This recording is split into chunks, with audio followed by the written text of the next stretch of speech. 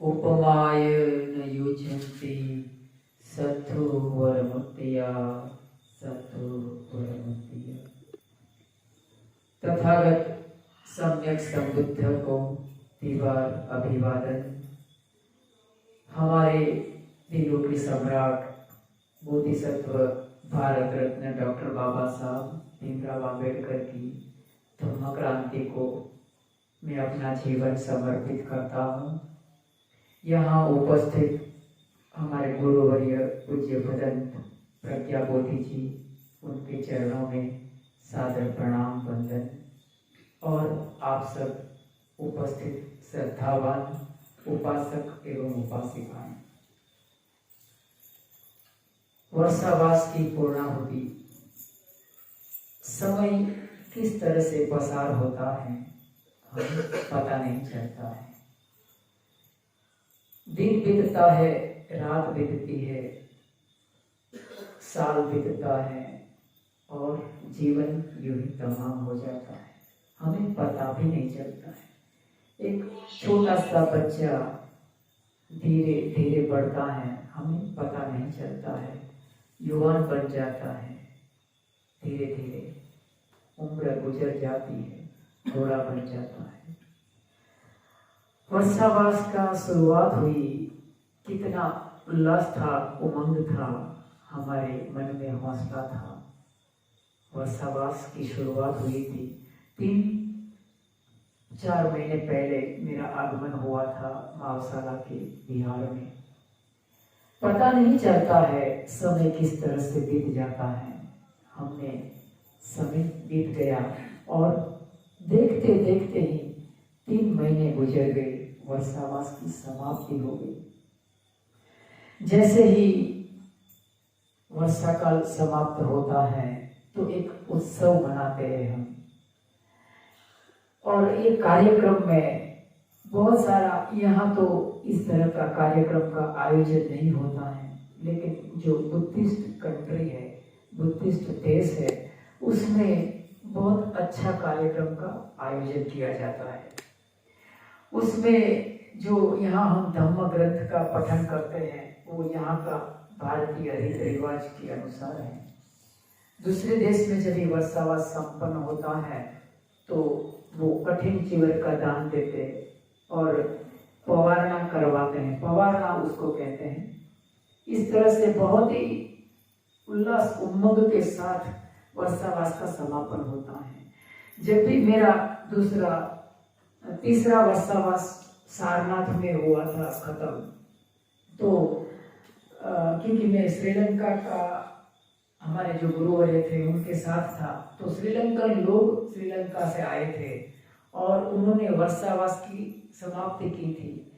तो किस तरह से वो वर्षावास का समापन करते थे, सब भिक्षुओं का वो उनका आगता स्वागता करते हैं और करीब बहुत 1 किलोमीटर तक उनके ऊपर छाता धर के रखते हैं और उनके साथ साथ चलते हैं कि जहाँ जहाँ चलते उधर फूल डालते हैं और बहुत ही उल्लास उमंग के साथ, उनके साथ कुछ वो उनकी जो ट्रेडिशनल परंपरा है श्रीलंका की, उस तरह का कुछ वाजिंत्र वगैरह रहते हैं, वो बजाते हैं और भिक्षुओं का वो बहुत ही आदर सम्मान के साथ उसका स्वागत करते हैं, उसको संघदान देते हैं।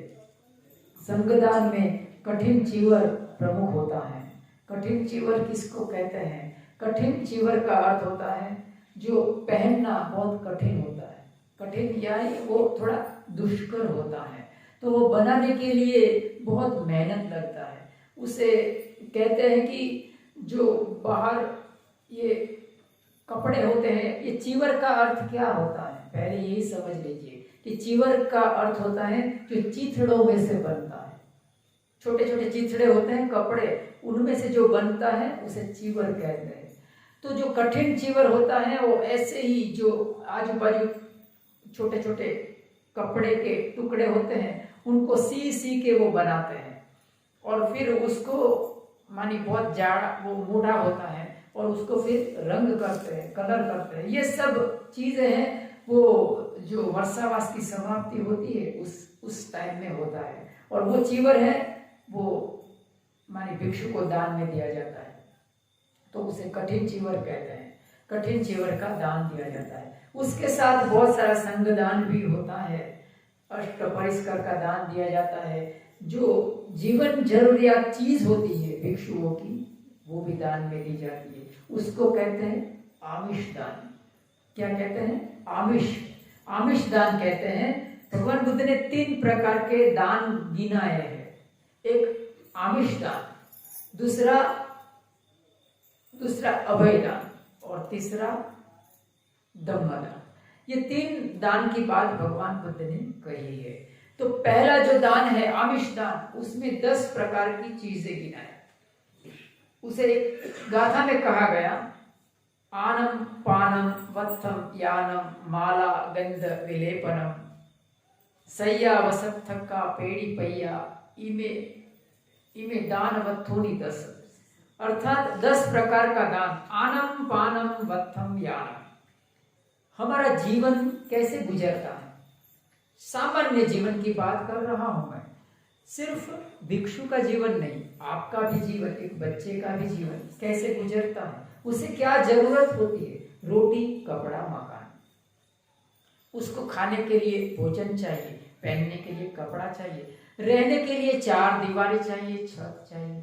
ये सब चीजें हैं। उसको कहते हैं आनम पानम वत्थम यानम। यानम अर्थात अभी जमाना बदल गया है तो आने जाने के लिए क्या चाहिए, उसे वाहन चाहिए, या तो वाहन में पेट्रोल चाहिए या तो पेट्रोल का पैसा चाहिए। तो इस तरह से क्या आनम पानम वत्थम यानम, यान अर्थात वाहन। माला गंध विलेपन, माला गंध विलेपन की बात कहाँ आ गया भिक्षुओं की? प्रश्न उपस्थित होता है कि माला गंध विलेपन की बात भिक्षुओं से कहाँ आ गया? प्रश्न उपस्थित होना चाहिए। आप उपासक हैं, देखिए प्रश्न करना, प्रश्न उठना हमारी स्वाभाविक गति है। हमें क्या कहते हैं? मनुष्य कहते हैं। मनुष्य का अर्थ क्या होता है? मनन करोति तो मानव, जो मनन करता है उसे मनुष्य के। अगर हमारे मन में प्रश्न नहीं उपस्थित होता है तो हमारी प्रगति रुक जाए। याद रखिएगा, प्रगति करने के लिए पहली शर्त है कि आपके अंदर प्रश्न उपस्थित होना चाहिए। जिज्ञासा प्रथम शर्त है। अगर मैं कहता हूं कि माला गंध विलेपन, तो आपके अंदर प्रश्न उपस्थित होना चाहिए कि भिक्षुओं के लिए कहां से आ गया माला गंध विलेपन, है ना? तो भिक्षुओं के लिए नहीं है। जो विहार में रहते हैं भिक्षु, तो विहार में हमें क्या चाहिए? अगरबत्ती चाहिए। भगवान बुद्ध के लिए अगरबत्ती चाहिए, उनके लिए जो दिया जलाते हैं वो चाहिए, उनके लिए सुगंध चाहिए। जो माला गंध विलेपन भिक्षुओं के लिए नहीं है, वो भगवान बुद्ध का जो उनका मूर्ति है उनके लिए होता है। माला गंध विलेपन सैया वसत थक्का पैड़ी पे, हम सोने के लिए बिस्तर है, उनके ऊपर का जो बेडशीट है, इत्यादि इत्यादि चीजें हैं। ये 10 प्रकार की जो चीजें हैं वो भिक्षुओं को चाहिए, आपको भी चाहिए। और वो जब भी दान दिया जाता है तो उसे कहते हैं आमिष दान। आमिष अर्थात जो दुनियादारी का है, जीवन जीने के लिए वो जरूरी है, इसलिए उसे आमिष दान कहा। दूसरा दान कहा अभय दान। अभय दान बहुत बड़ी बात है। अभय दान के अंदर एक भगवान बुद्ध जब अपनी पुण्य पारवी पूरी करते थे ना, तो एक जातक कथा में आता है कि तथागत सम्यक संबुद्ध जब बोधिसत्व के रूप में एक पहाड़ी के ऊपर वो ध्यान कर रहे थे। तो ध्यान कर रहे थे तो नीचे देखते हैं, क्या देखते हैं? एक बाघिन टाइग्रेस बाघिन थी। वो अपने छोटे छोटे बच्चों के साथ थी और देखते हैं वो तथागत अपने अन्य जन्म में, अपने कोई बोधिसत्व थे तभी, वो देखते हैं कि वो जो बाघिन थी वो बहुत भूखी थी और उसके बच्चे भी बहुत भूखे थे। उनको खाना नहीं मिला था, उनका शरीर दुबला पतला हो गया था, वो सब मरने पर थे। तो तथागत क्या करते हैं? वो बोधिसत्व अपना शरीर का दान उसे दे देते हैं। अपने शरीर वो बाघिन के सामने फेंक देते हैं और वो बाघिन वो तथा जो सम्यक जो थे बोधिसत्व उसको मार देती है और उसी तरह से उसका जीवन चलता है। उसे कहते हैं अभयदान। दूसरे के जीवन को बचाना, दूसरे को जीवन को बचाकर अभयदान देना, उसे कहते हैं अभयदान। दूसरे का जीवन बचाना आज के तारीख में हम नहीं कर सकते, ऐसा करना नहीं। हम क्या कर सकते हैं? हम खून का दान दे सकते हैं, है ना। कोई अगर हेल्दी है, ज्यादा जिसका हेल्दी है, 50-60 किलो के ऊपर वजन है और किसी को बाहर किसी को खून की जरूरत पड़ती है, ब्लड की जरूरत पड़ती है, तो उसे हम दे सकते हैं, तो उसका जीवन बचेगा, तो उसे कहते हैं अभयदान। किसी को कोई किडनी भी आजकल दान में देते हैं, कोई अपना शरीर के दूसरे अंग है वो भी दान में देते हैं। तो ये सब चीजें हैं वो भगवान बुद्ध के काल से चली आ रही है, उसे अभयदान कहते हैं। किसी के जीवन बचाने के लिए उपयोग में आना ये बहुत बड़ी पुण्य पारमी है, तो ये अभयदान है।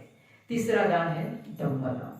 अगर मैं आपको कहूंगा ही नहीं कि अभयदान कौन सा है, आपको मैं कहूंगा ही नहीं कि खून का दान देना चाहिए, तो आप कैसे देंगे?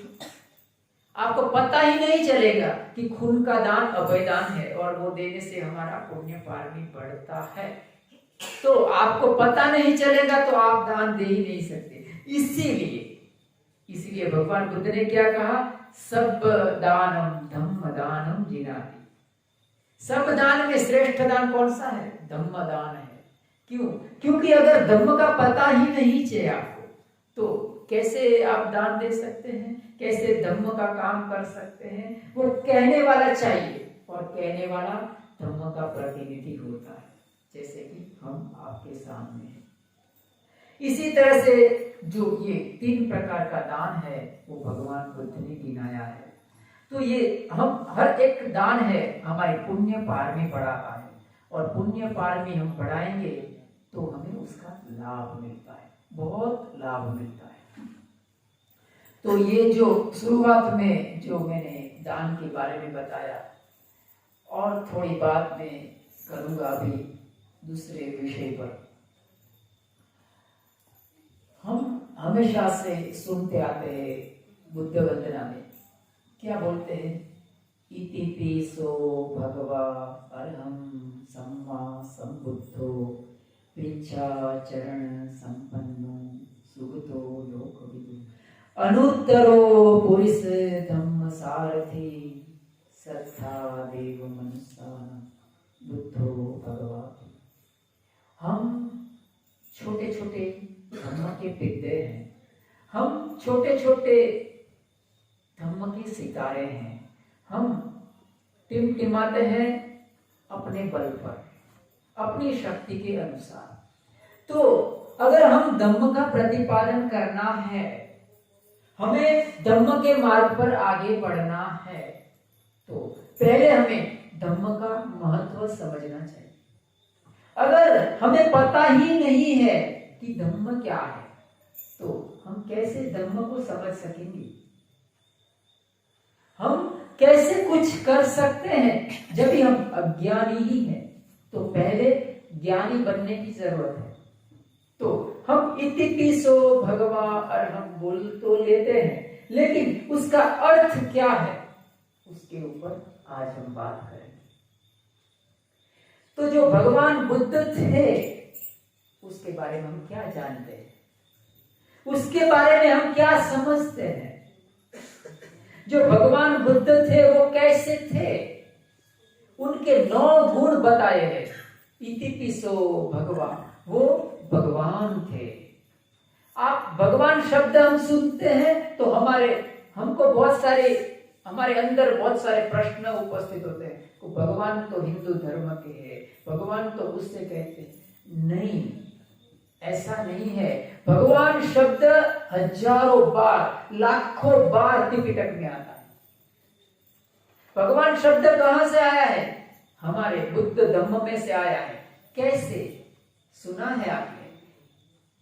एवं में सुतम एकं समयं भगवान् सावध्यं विहरति जेतवने अनाथ पिंडिकस्य आरामे।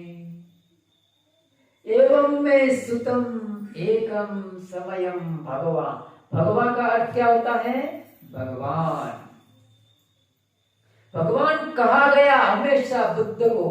तो भगवान कौन होता है? 4 हाथ वाला होता है, 10 मस्तक वाला होता है, चमत्कारिक शक्ति वाला होता है। भगवान कैसा होता है? तो भगवान भगवान होता है भग रागो भग दोषो भग मोहोति भगवान। हमको कोई बार जब भी हम समझते नहीं ना, तो हमारे अंदर बहुत सारे विवाद खड़े होते हैं। भग रागो भग मोह, जिसने अपने राग द्वेष और मोह की ग्रंथि को भग्न कर दिया है, उसे तोड़ दिया है, उसका छेदन भेदन कर दिया है। किसका छेदन भेदन कर दिया है? राग द्वेष और मोह की ग्रंथि को। क्या होता है राग द्वेष और मोह?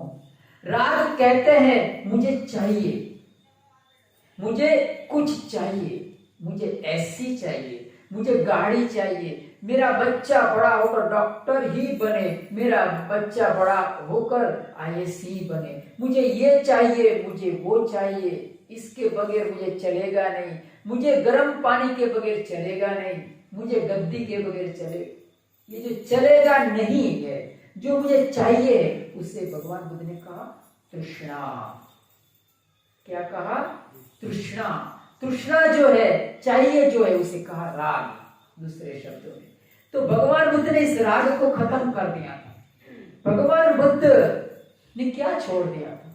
उनके पास कितनी संपत्ति थी, एक राजकुमार थे वो, सब कुछ छोड़ दिया, अपना प्रिय पत्नी को छोड़ दिया, अपने माता पिता को छोड़ दिया, सब छोड़ छाड़ कर जंगल में जाकर बस गए। धन संपत्ति सब कुछ छोड़ दिया। उन्होंने क्या छोड़ दिया? राग छोड़ दिया, मुझे चाहिए चाहिए छोड़ दिया। तो जब ये छूटता है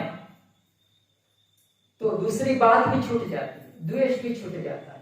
मुझे दूसरा क्या है? दूसरा क्या है? मुझे नहीं चाहिए, मुझे नहीं, ये नहीं चाहिए, मुझे ये तो चाहिए ही नहीं। बबूल का पेड़ किसी को अच्छा नहीं लगेगा, कांटे चुभते हैं। संसार में ऐसे बहुत सारे संबंध होते हैं, उसे कहते हैं पेनफुली कनेक्टेड होता है ना। आपको मालूम होगा शायद, कोई बार पति पत्नी का रिश्ता है ना, बहुत सारा पेनफुली कनेक्टेड कहते हैं। एक दूसरे के बीच में संवादिता नहीं होती है, एक उधर खींचता है, दूसरा उधर खींचता है, फिर भी चलता रहा, पूरा पूरा जिंदगी बीत जाता है, लेकिन चलता रहता है। उसे कहते हैं द्वेष। मुझे नहीं चाहिए। कोई कोई इंसान होता है, कोई कोई विषय होता है, वस्तु होता है, व्यक्ति होता है, हमें रास्ते में मिलता है तो हम रास्ता क्रॉस कर जाते हैं कि ये नहीं चाहिए, इसको हटाओ मेरी नजर से। लेकिन वो ही हमारे सामने आता है जब ये हमारे जीवन में से निकल जाना चाहिए कि ये तो नहीं चाहिए, ठंडा पानी नहीं चाहिए, मुझे ये नहीं चाहिए, वो नहीं चाहिए। तो ये जब ही निकल जाता है तो हमें दूसरा, हमें विजय प्राप्त कर लेते हैं। और तीसरी ग्रंथि है मोह की। मोह अर्थात क्या है? मोह बहुत खराब चीज है यार, हम सब मोहग्रस्त है। मोह किसे कहते हैं? मोह शब्द बना है मोहिनी के ऊपर से। मोहिनी शब्द सुना है? मोहिनी किसको कहते हैं? ये जो जादूगर होते हैं ना, जादूगर, वो क्या करते हैं? जो सामने नहीं होता है वो आपको दिखाते हैं। जैसे कि इधर कोई ऐश्वर्या राय नहीं है, तो वो कहेगा ना इधर ऐश्वर्या राय खड़ी, तो वो जो आगे सामने कोई आदमी होगा उसको ऐश्वर्या राय दिखाएगी। सामने खंबा नहीं होगा लेकिन कहेगा कि इधर खंबा है तो उसको खंबा दिखाई देगा। उसको कहते हैं भ्रमणा, इल्यूजन। तो इसको कहते हैं मोहिनी। मोहिनी शब्द से ऊपर से बना मोह। मोह अर्थात क्या? जो चीज नहीं है उसे आप कहेंगे है, और जो चीज है उसे कहेंगे नहीं है। तो क्या नहीं है और क्या है उसे भी थोड़े शब्दों में समझ लेते हैं। जैसे कि एक खराब काम करने वाला व्यक्ति है, कोई चोरी करने वाला, समझ लेते हैं कि कोई चोरी करता है, तो वो क्या वो चोरी को अच्छा समझता है, वो कहेगा कि चोरी करना अच्छा है, उसे मोह, उसको कहते हैं मोह। चोरी को अच्छा समझना उसे कहते हैं मोह ग्रंथि। और जो राग है, जैसे कि आजकल दुनिया में ये इंस्टाग्राम सोशल मीडिया इत्यादि इत्यादि चलता है, उसके ऊपर युवा धन है, या तो इतने सारे युवा वर्ग नहीं है, उसमें बहुत सारा फीलिंग होता है, प्यार, ऐसा बहुत अच्छा लगता, प्यार, ऐसा नाम सुनते ही गुदगुदी होने लगता है। तो कितना वो, इसको कहते हैं मोह की ग्रंथि, जो हमें रियल नहीं है, अच्छा नहीं है, फिर भी अच्छा लगता है, समझे? उसको क्या, हमारे आंख के सामने वो एक अंधापन डाल देता है, उसे मोह की ग्रंथि कहते हैं। ये तीनों ग्रंथि के ऊपर जब विजय कोई प्राप्त करता है तो वो बन जाता है भगवान। क्या का समापन करता हूँ। सबका मंगल हो, सबके जीवन में खुशहाली रहे। साधु साधु साधु साधु साधु साधु साधु साधु।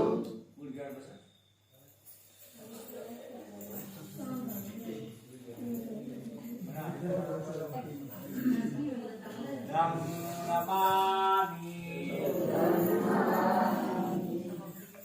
धम्मं नमामि